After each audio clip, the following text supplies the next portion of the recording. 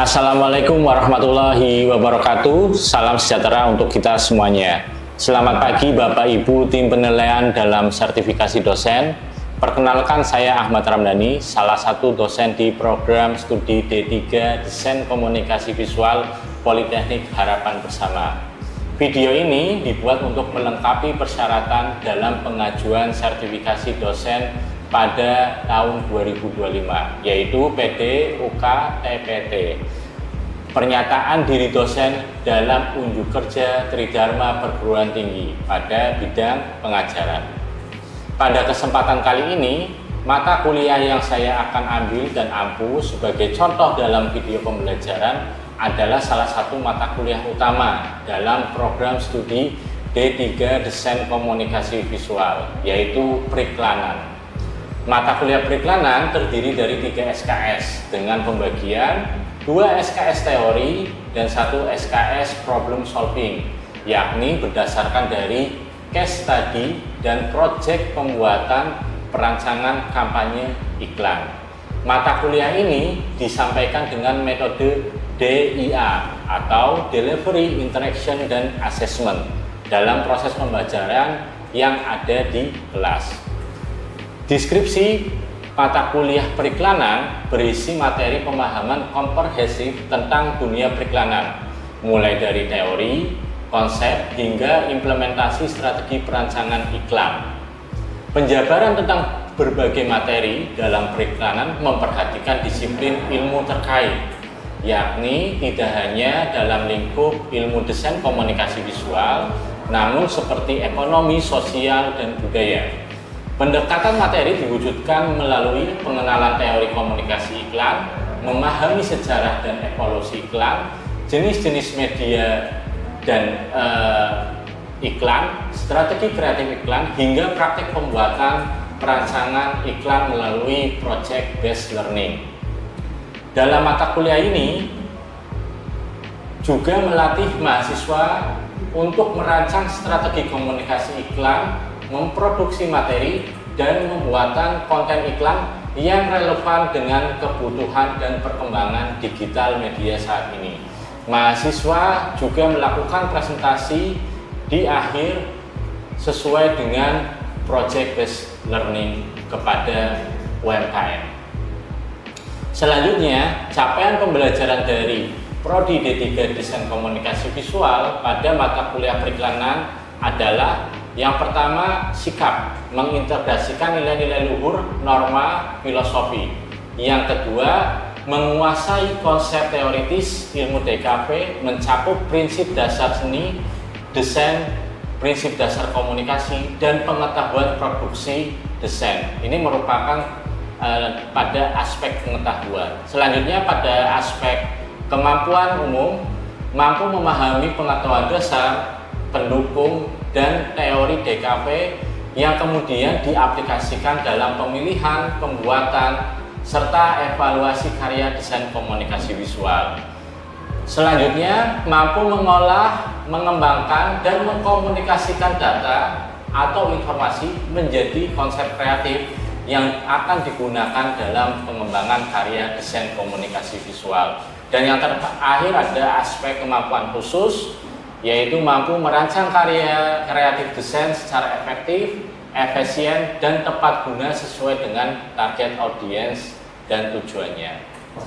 Dalam materi mata kuliah pokok pembahasan, ini disusun dengan mengikuti perkembangan berdasarkan pengguna, yaitu periklanan untuk kebutuhan UMKM. Oleh karena itu, yang dibahas tidak hanya memperhatikan teori yang telah ada saja, tapi juga melakukan suatu proyek kampanye iklan sosial sesuai dengan kebutuhan pada perancangan media iklan saat ini. Berikut adalah pokok pembahasan dalam mata kuliah ini. Yang pertama, pengantar dan dasar periklanan. Yang kedua, sejarah dan evolusi periklanan. Yang ketiga, jenis-jenis dan fungsi iklan. Kemudian yang keempat, gaya bahasa dan visual dalam iklan. Yang kelima, tahapan pesan dalam advertising copy. Yang keenam, creative approach dalam pengembangan ide iklan. Yang ketujuh, strategi perancangan kampanye iklan. yang kedelapan ada formula copywriting dalam video iklan, dan yang kesembilan ada creative brief project dan product knowledge untuk UMKM. Selanjutnya pertemuan selanjutnya adalah membahas terkait dengan penerapan perancangan iklan pada project based learning, mulai dari sosialisasi program Senswisma, desain visual jenama, kemudian produksi konten video iklan dalam project PJPL, kemudian ada presentasi hasil project dan penguatan branding UMKM. Selanjutnya ada presentasi dan laporan akhir project program Senswisma, dan yang terakhir ada refleksi pembelajaran periklanan, asesmen, dan evaluasi bersama dosen. Selanjutnya referensi yang digunakan dalam mata kuliah periklanan ini yaitu ada buku referensi baik dari nasional maupun internasional. Adapun yang internasional saya menggunakan buku dari Philip Kotler dan Kevin Len Keller berjudul Marketing Management. Kemudian ada George Bridge dan Michael Bridge, Advertising and Promotion, Integrasi Marketing Communication, dan ada Philip Kitchen dan Inga Bookman dengan judul buku Integrated Marketing Communication, serta buku nasional salah satunya yaitu dari Supriyadi, Periklanan Digital, Strategi Komunikasi Baru, ada Widya Stuti Priyono, Branding Lokal di Era Digital, Teori dan Praktek, dan masih banyak lagi. Selanjutnya ada pendukung referensi yang digunakan dalam mata kuliah ini, yakni dengan mengambil isu-isu terkini dalam dunia periklanan yang diambil dari hasil riset maupun jurnal ilmiah baik nasional maupun internasional. Selanjutnya juga saya mengambil referensi dari YouTube, ya, referensi materi maupun dari website lainnya yang memang relevan sesuai dengan pembahasan di setiap pertemuannya. Pada mata kuliah periklanan, aspek penilaian dari beberapa poin adalah terdiri dari UAS, UTS, serta tugas dan kehadiran. Aspek yang paling tinggi presentasinya ada dalam UAS, yakni 40%, karena mahasiswa akan mengerjakan proyek perancangan iklan, ya. Kemudian selanjutnya ada 30% untuk UTS, dan selanjutnya ada 20% untuk tugas baik individu maupun kelompok yang berasal dari case study ataupun presentasi. Dan yang terakhir ada kehadiran ataupun kedisiplinan sebanyak 10%. Selanjutnya untuk metode yang digunakan dalam mata kuliah periklanan adalah discovery learning. Kemudian di dalamnya ada presentasi kelompok, ada case study dari problem based learning, dan juga ada project based learning. Berikut adalah contoh video pembelajaran yang akan dilakukan dalam proses offline atau secara luring di dalam kelas. Saya awali perkuliahan pagi ini ya dengan ucapan Assalamualaikum warahmatullahi wabarakatuh. Waalaikumsalam warahmatullahi wabarakatuh. Teman-teman sehat dan semangat semuanya ya. Semangat. Ya, siap, mantap. Nah, di pertemuan kali ini saya akan membahas formula copywriting, yaitu pertemuan ke-9 ya. Kemudian sebelum memasuki pertemuan, alangkah baiknya kita berdoa terlebih dahulu. Saya persilakan berdoa dimulai. Berdoa selesai. Teman-teman, untuk jangan lupa sambil berjalan atau sekarang juga bisa, teman-teman bisa melakukan absensi ya di LMS Sinau. Kemudian materi ini juga sudah saya share ya di LMS, silakan teman-teman bisa akses. Selanjutnya sebelum saya membahas formula copywriting, ada yang ingat materi minggu yang lalu? Coba. Oke, apa Kartika, silakan. Kemarin membahas tentang strategi kreatif periklanan yang mencakup pemahaman audiens, menyusun tujuan kampanye, pendekatan kreatif iklan, sama media dan platform. Oke, baik, benar semua. Jadi minggu lalu kita membahas strategi kreatif periklanan. Teman-teman diajari bagaimana cara merancang iklan yang efektif, dan ketika teman-teman sudah tahu iklannya, kali ini kita bahas formula copywriting yang digunakan untuk iklan.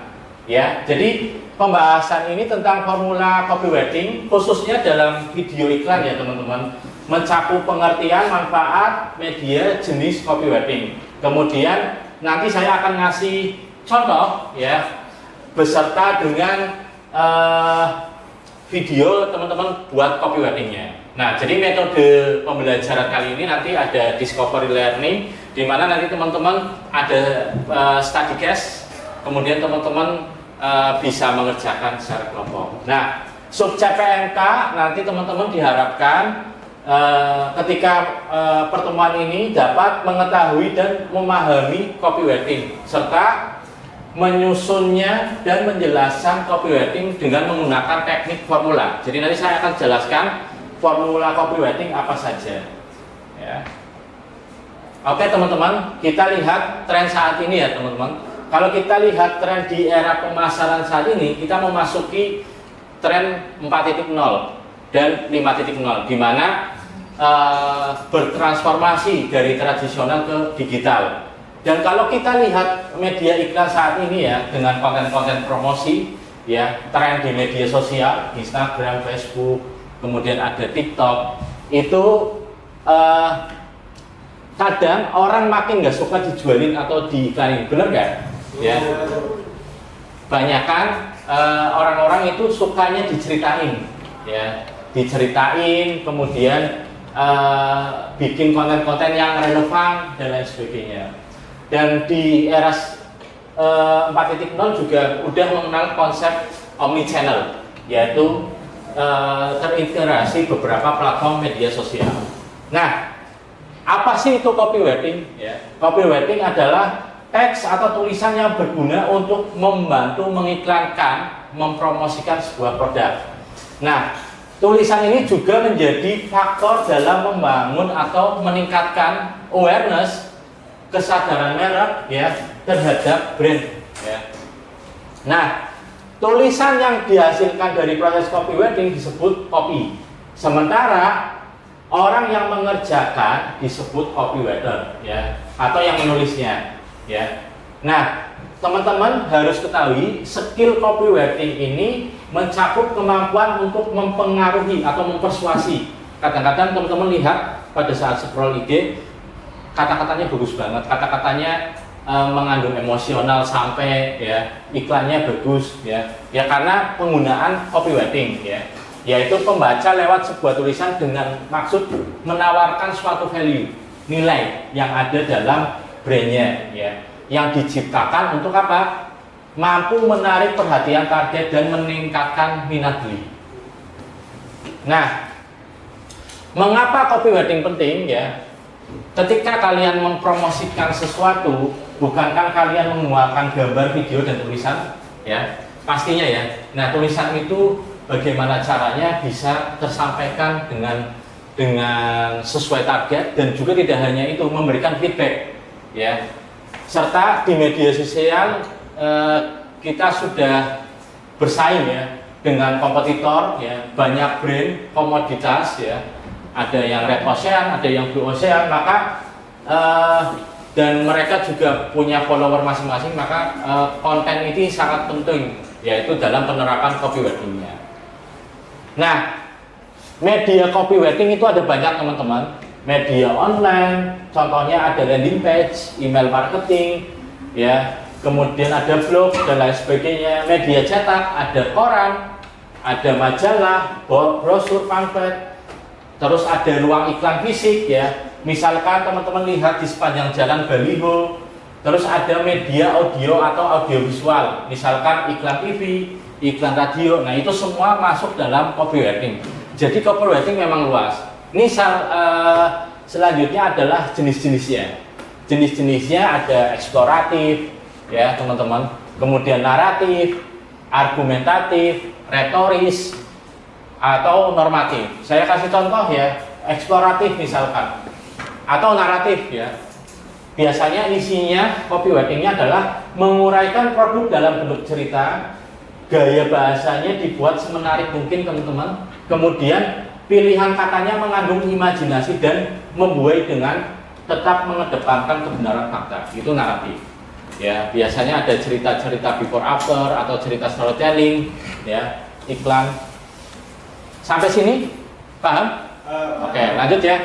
Nah, sekarang bahas anatomi copywriting. Ada headline, body copy, dan call to action. Nah, headline apa teman-teman? Judul ya biasanya ya. Judul sebagai attention giver. Ya, contohnya cara pintar atasi lapar, yakin sudah mencuci wajah dengan benar. Nah, judul kadangkala kalau kita sekarang zamannya mengandung hook ya, bikin orang penasaran dalam 1-5 detik misalkan. Atau judul itu bisa dibuat dalam bentuk pernyataan maupun pertanyaan. Pertanyaan juga bisa dibuat sebagai judul. Kemudian body copy berisi value proposition, detail produk dan solusi. Body copy itu isinya, isi kontennya, atau alasan kenapa konsumen membeli produk dan lain sebagainya. Call to action mengajak target konsumen untuk apa? Melakukan tindakan, misalkan beli sekarang, ya, dan lain sebagainya. Biasanya penggunaan katanya mendesak, ya, sekarang dan segera. Nah, ini contohnya. Teman-teman pernah lihat ya? Ada promosi rumah seperti ini. Kalau yang sebelah kiri itu biasa sekali ya, dijual rumah luas 100 meter dan lain-lain. Ada. Nah, penggunaan copywriting selanjutnya, pernah lihat nggak? Misalkan beli rumah 280 juta bonus janda muda. Tapi janda muda sebenarnya untuk menarik perhatian supaya orang telepon terus ya. Ini siapa sih orangnya, sebenarnya penasaran. Tapi sebenarnya tulisan kecil ini menjelaskan ya, janda muda itu amanah, masa aman dan masa depan menguntungkan dan aman ya. Nah, itu penggunaan copywriting supaya menarik konsumen.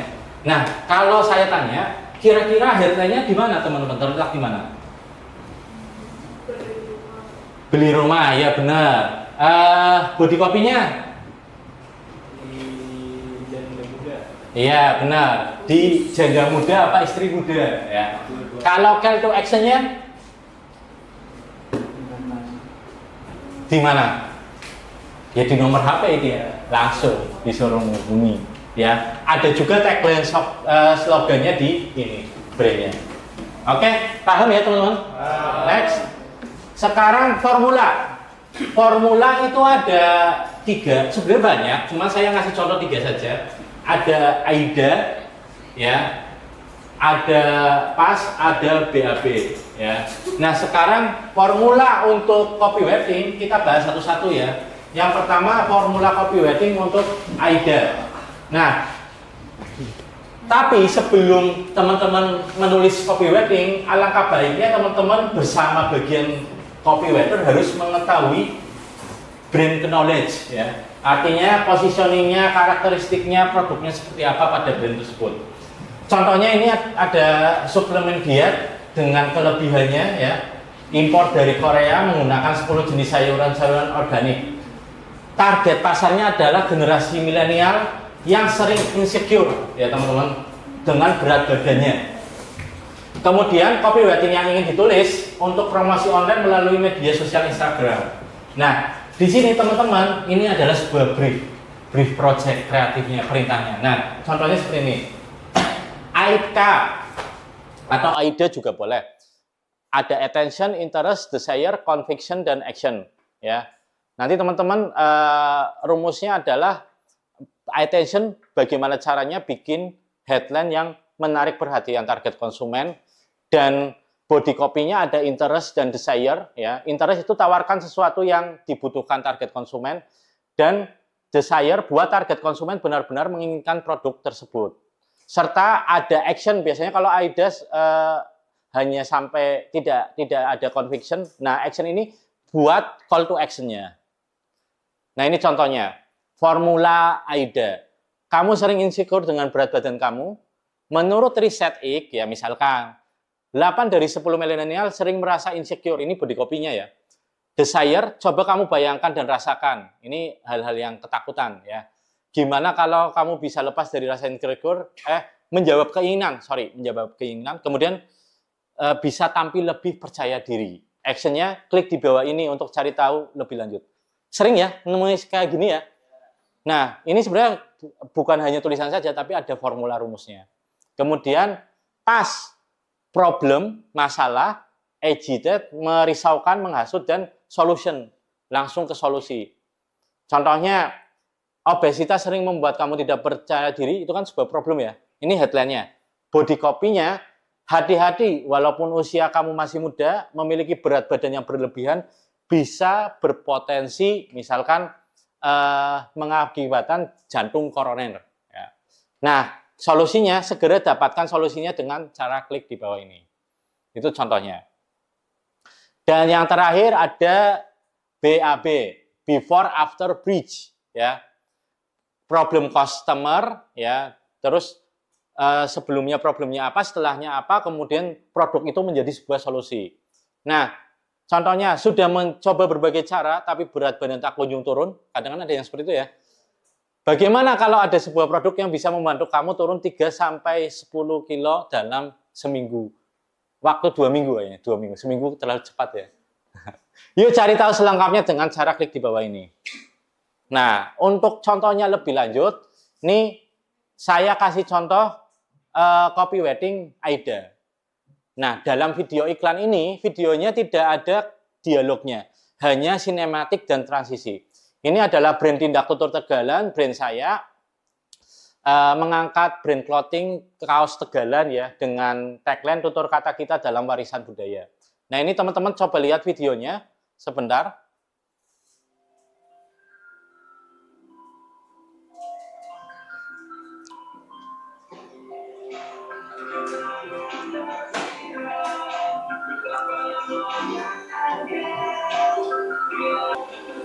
Nah, ini adalah produk rilisan perdana dan ngangkat temanya Parikan. Saya buat dengan mahasiswa juga dengan rilisan perdana. Parikan itu pantun Jawa ya.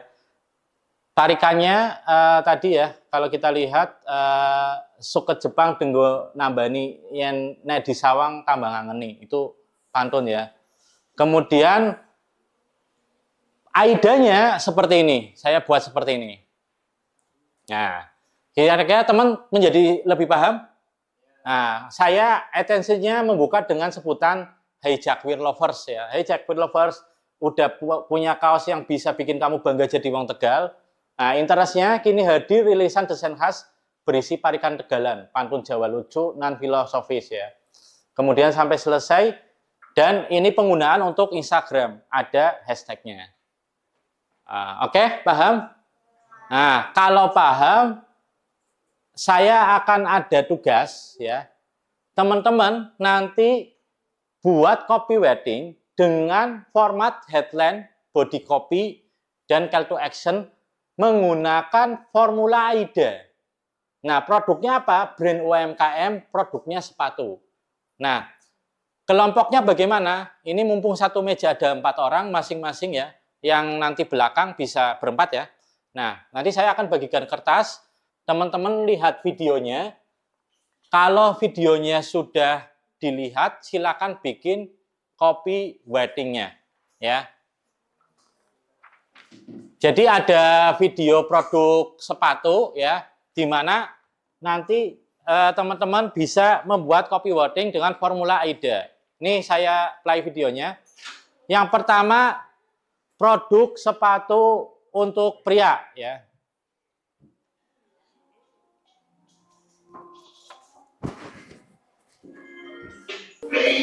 Silakan dibuat copywriting-nya dalam formula AIDA.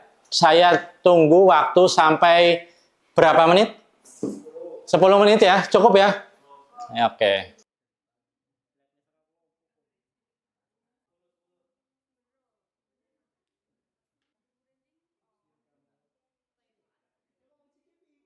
Oke teman-teman, sudah semua tugasnya?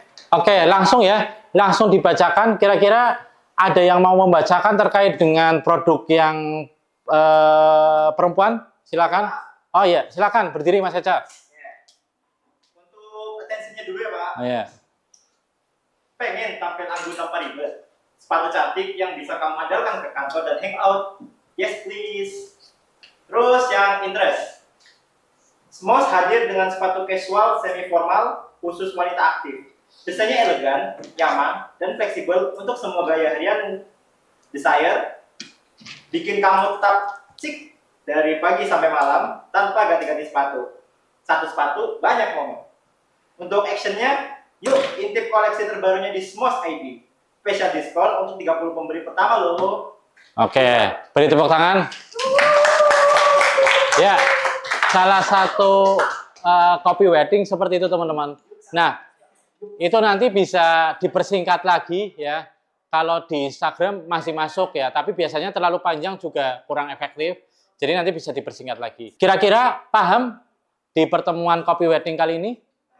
Paham ya? Cukup jelas? Jelas. Oke, kalau gitu, kalau tidak ada pertanyaan lagi dan jelas, saya minta tolong satu mahasiswa untuk memberikan kesimpulan di pertemuan ke-9 ini, formula copywriting. Adakah? Ya, silakan berdiri Mas. Jadi kesimpulan dari materi yang Bapak sampaikan itu mengenal konsep dasar copywriting, mencakup pengertian media dan jenis copywriting, serta penerapannya dalam media iklan, khususnya video kampanye di media sosial, dengan menekankan penggunaan formula copywriting AIDA atau Attention, Interest, Desire, Action. Oke, terima kasih. Beri tepuk tangan. Ya, selain AIDA tadi ada apa? PAS sama BAB. Nah, oke teman-teman, kalau sudah jelas semua, teman-teman juga sudah bisa menyimpulkan dan bisa mengerjakan. Sebelum saya akhiri, next nanti di pertemuan selanjutnya ke-10 nanti akan membahas terkait dengan memahami kreatif brief ya, brief kreatif, dan teman-teman nanti juga akan menyusun brief kreatif untuk kebutuhan UMKM, khususnya seperti ini ya. Jadi ada semacam pekerjaan terkait dengan strategi perancangan iklan, nanti teman-teman disuruh bagaimana kreatif briefnya seperti apa. Untuk itu, mohon maaf apabila ada salah kata, ya semoga materi yang saya sampaikan bisa bermanfaat, dan saya akhiri di pertemuan ke-9 ini dengan ucapan Assalamualaikum warahmatullahi wabarakatuh. Waalaikumsalam warahmatullahi wabarakatuh. Sekian video pembelajaran dari mata kuliah periklanan di program studi D3 Desain Komunikasi Visual Politeknik Harapan Bersama. Semoga bisa menjadi pertimbangan Bapak Ibu dalam menilai serta pengajuan sertifikasi dosen di tahun 2025. Mohon maaf atas segala kekurangannya. Saya akhiri. Wassalamualaikum warahmatullahi wabarakatuh.